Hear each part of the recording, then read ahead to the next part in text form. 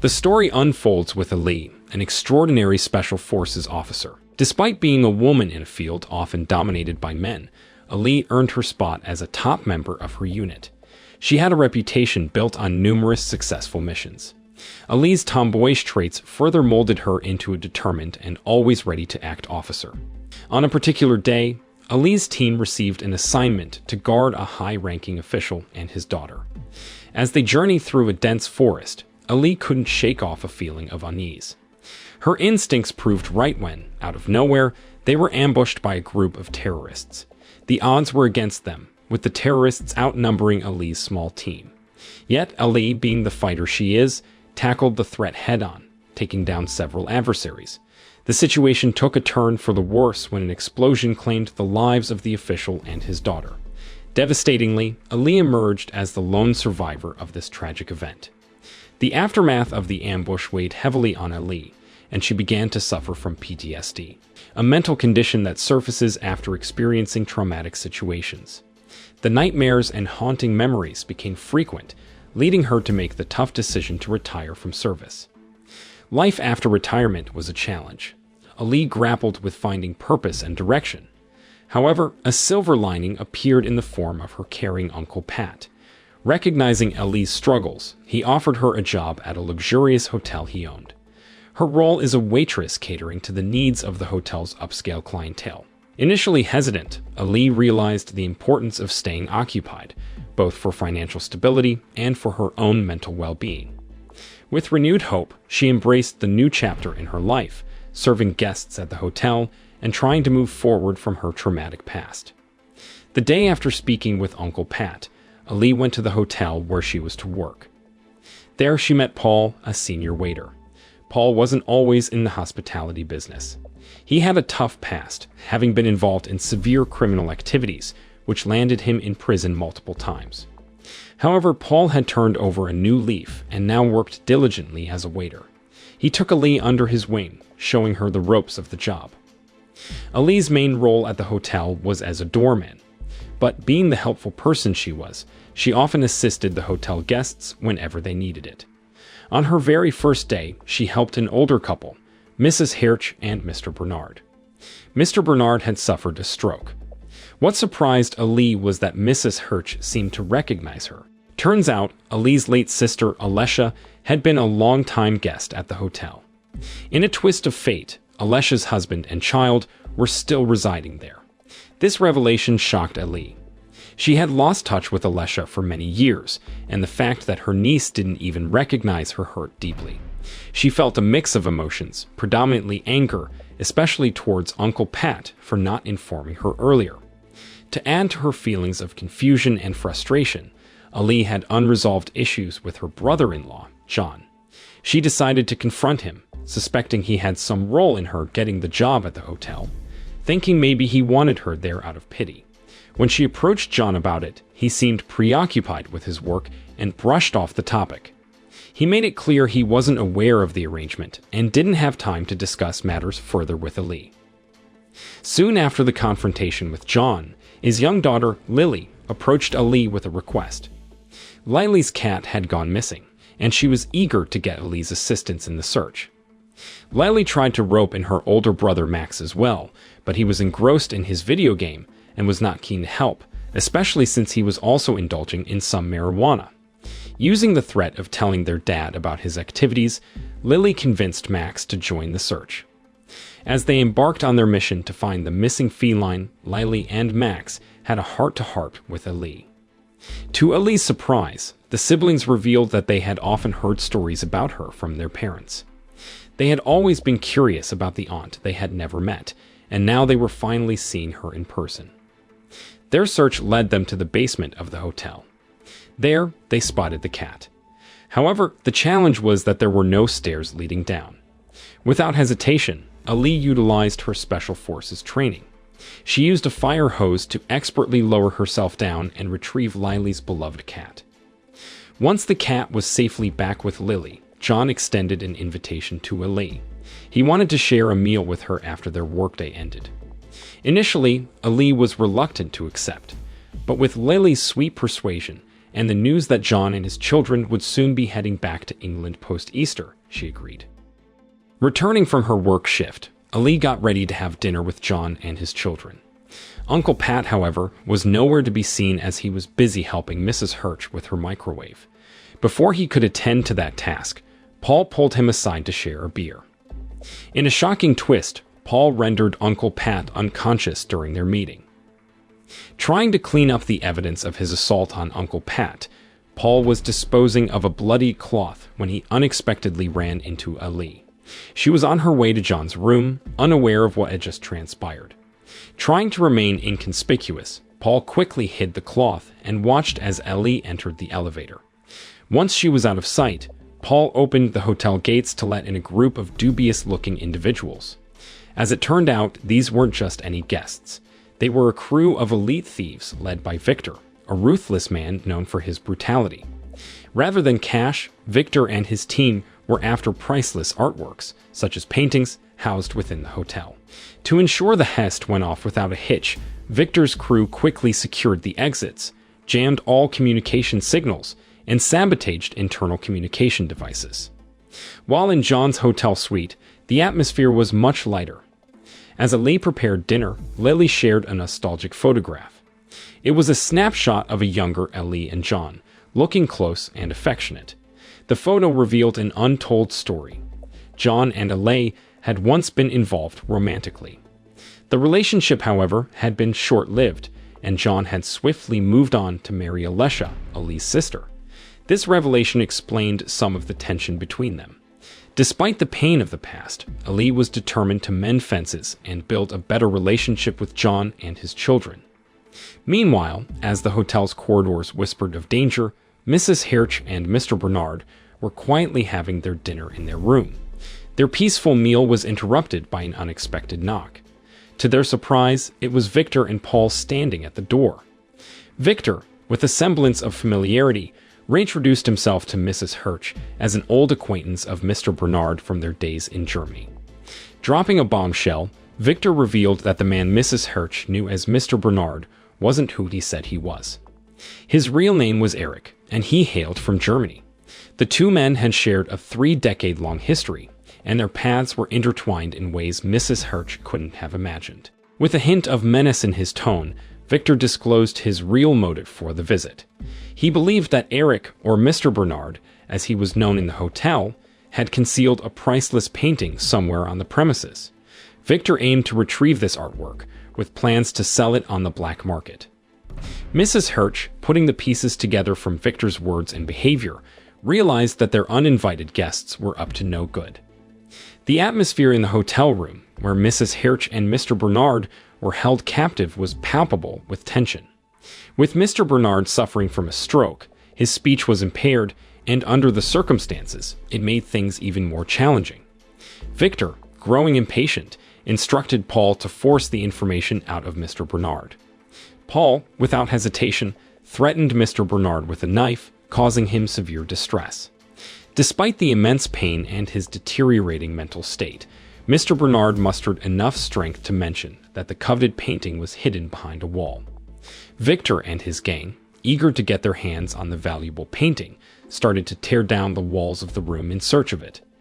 A 4 away, Ali, John, and his children were caught up in their own world, sharing stories and prepping their dinner. Ali, especially, steered away from discussing her time in the Special Forces due to her traumatic past. In another corner of the scene, the dinner was progressing smoothly until a series of unfortunate events unraveled. Lily's emotions got the better of her as she remembered her late mother, resulting in her accidentally spilling the eggplant sauce. Max's intoxication from the marijuana he had smoked earlier became evident. John, noticing his son's state, grew furious, creating an argumentative atmosphere. Back in Mrs. Hirsch's room, the search behind the walls yielded no results. In a desperate bid for information, Victor questioned Mrs. Hirsch, who admitted they once stayed in room 10C, currently occupied by John and his children. Furious that the room wasn't vacant, Victor blamed Paul for the oversight. Recognizing the complication this posed, Victor quickly decided to eliminate John to simplify their mission. However, before they could move forward, Mrs. Hirsch, unable to contain her frustration, scolded Paul for his reckless actions. Infuriated by her reprimand, Paul impulsively shot both Mrs. Hirsch and Mr. Bernard, plunging the situation into further chaos. In the meantime, John and Ali were reminiscing about the times they shared in the past. Ali felt a twinge of pain thinking about how John had married Alessia after their own relationship ended. As they were engrossed in their memories, Ali decided to check on Mrs. Hirsch, only to find her and another elderly person motionless on the floor. This was alarming for Ali, especially since she couldn't call for help because of a broken intercom and phone. She remembered that Paul might be of assistance, but when she tried reaching out, Paul surprisingly directed her to the lobby with a potential threat hanging in the air. At the same time, John's room was invaded by Victor and his crew, all armed and intimidating. They seemed particularly interested in the artworks, as the room was filled with expensive paintings. It became evident that John, being knowledgeable in art, had something that Victor wanted. But the main piece Victor was after was somehow connected to Mr. Bernard. As this was happening, Max found himself in a tight spot. Paul had ordered Victor's gang to search for him, forcing Max to take refuge in a secret room cleverly concealed behind a bookshelf. Ali's situation was growing dire. Stuck in the elevator and determined to get out, she gathered all her strength to pry the doors open. Her relief was short-lived as she came face to face with one of Victor's crew. Thinking quickly, Ali took evasive action, cleverly dodging, then ambushing her assailant, ensuring he was incapacitated. Emerging from this confrontation, Ali stumbled upon Max. Now armed with the weapon of the man she just dealt with, she enlisted Max's help. Max, familiar with the hotel's layout, guided Ali through some shortcuts, trying to avoid Victor and his gang. Meanwhile, Victor was becoming increasingly agitated, sensing things weren't going as smoothly as he'd hoped, especially with one of his men unaccounted for. Meanwhile, Paul thought little of Ali just because she was a woman, unaware of the danger she truly posed. He couldn't fathom that beneath her tomboyish exterior was an individual capable of intense brutality. As the plot unfolded, two of Victor's men were dispatched to find Ali and Max. When they stumbled upon a room under renovation, they were horrified to discover their fallen teammate. From their hiding spot, Ali and Max silently observed these men, though an accidental nudge by Max against a bucket gave away their position. The sound of the metal bucket echoing in the room alerted Victor's men, prompting Max to quickly pull Ali into another hidden room for cover. Back in his makeshift base, Victor was engrossed in some research, and as he delved deeper into Ali's background, his initial confidence waned. To his surprise, he found out that Ali wasn't just any officer. She was an elite Special Forces member, recognized with a prestigious award by the military. This honor was so significant that it had been previously reserved for heroes of the Second World War. With this revelation, Victor realized that Ali was far from an easy target and could very well turn the tables on his grand plan. While all this chaos was happening, Max shared a deep personal story with Ali. He revealed that he had a strained relationship with his dad, John, because he blamed him for an accident that affected his mom, Alessia. John had been unable to get Alessia out of the car in time during the accident. As Max retold the story, his emotions overwhelmed him. He impulsively tried to rush out to confront Victor's men, which wasn't a great idea. Ali, quick on her feet, pulled him back just in time to avoid the bullets shot their way. Because of Max's outburst, they were trapped, but he came up with an escape idea, using the air vents. Meanwhile, Victor, growing impatient and aware of the ticking clock, shifted his attention from tearing down walls to the reading room. He had a hunch about the room, and sure enough, behind a bookshelf was a hidden safe. Victor ordered his crew to crack open the safe fast, knowing that if it took too long, the police might arrive. With time running out, Victor tried to distract himself by interrogating John, asking him about his connection to Mr. Bernard. John, thinking on his feet, used this as a diversion, allowing his daughter Lily to discreetly update her Facebook status to alert outsiders about the ongoing robbery. Lily tried to be sneaky by using her laptop to signal for help. However, Paul was on high alert and spotted her, quickly taking away her laptop. But little did he know, Ali and Max were formulating their own plan.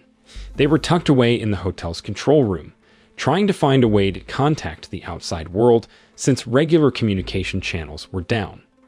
Ali had a bright idea, triggering the fire alarm, which was directly connected to the local fire department. It worked like a charm, and soon enough, fire trucks were parked right outside the hotel, sirens blaring. This sent Victor and Paul into a frenzy. But just when Ali and Max thought they could make their escape, they found themselves surrounded by Paul and Victor's gang. Thinking on his feet, Paul managed to send the firefighters away, convincing them it was a false alarm. With the firefighters gone, it seemed like Ali and Max were in deep trouble, trapped by Victor and Paul. But Ali was full of surprises. In a whirlwind of action, she single-handedly took down Victor's gang and Paul. Within moments, the adversaries were on the ground, outwitted by Ali's incredible skills. She told Max to grab the weapons from the fallen men, and together they made a run for it. Ali wasn't in a hurry to end the confrontation. Instead, she seemed to enjoy drawing it out, letting the bad guys feel the weight of their choices. In the meantime, Max tried to slip out of the hotel, thinking he'd be able to get help. But luck wasn't on his side.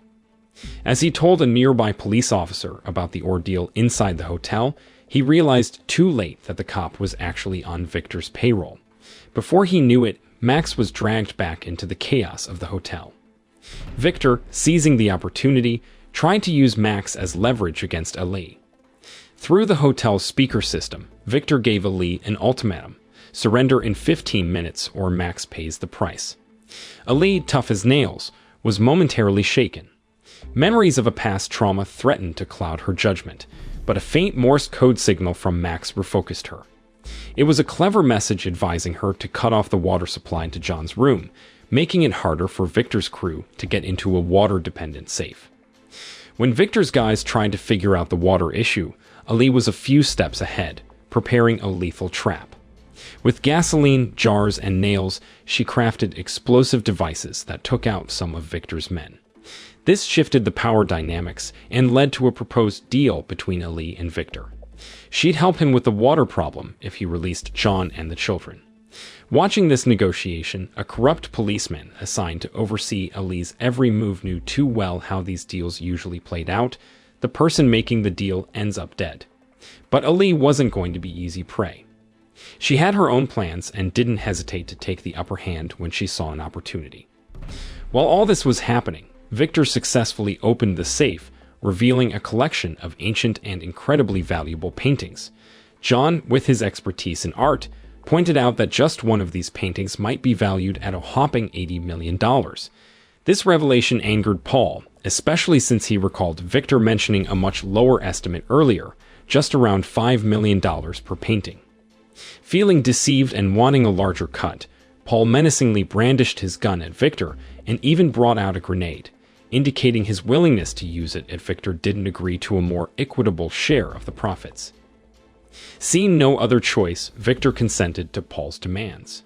The two of them began the process of carefully packing the priceless paintings. However, as they were about to make their exit, Ali dramatically appeared from the roof, capturing one of Victor's associates. This move was to ensure that Victor and Paul wouldn't simply flee the scene. In a twist, Paul, consumed by greed and wanting even more of the treasure for himself, shot both John and the hostage taken by Ali.